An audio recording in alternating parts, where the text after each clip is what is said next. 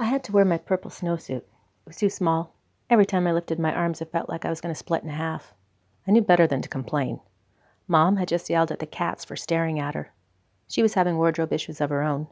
A button popped off of her long brown coat. She tore through the house, ripping open drawers and slamming them shut before returning with a safety pin.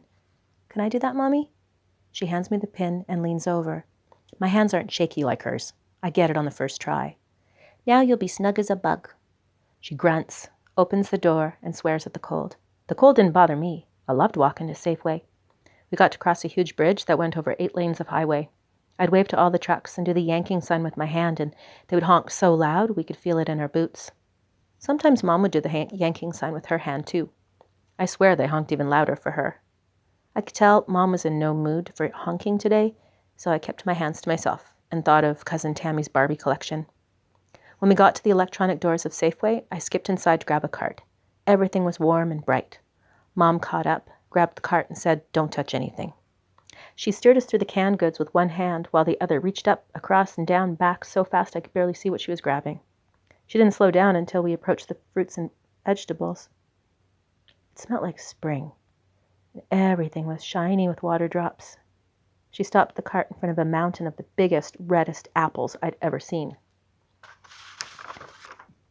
We stared, and I wanted one so bad, but I stayed quiet. Apples weren't on the grocery list she had on the back of her cigarette pack. Mom didn't say a word until we left the store, and she swore at the cold again. The walk home is never as fun as the walk somewhere else. I don't look for big trucks. We keep our heads down, toques against the wind. There's no way we could have missed them. In the middle of the bridge, right there on the sidewalk at our feet, a red apple and a golden pear glowing in the slush. We looked at each other, looked at the ground, and looked at each other again. Mom picks up the fruit, turns them in her hands, and says, "We'll give them a good wash first," before gently placing them in one of her grocery bags.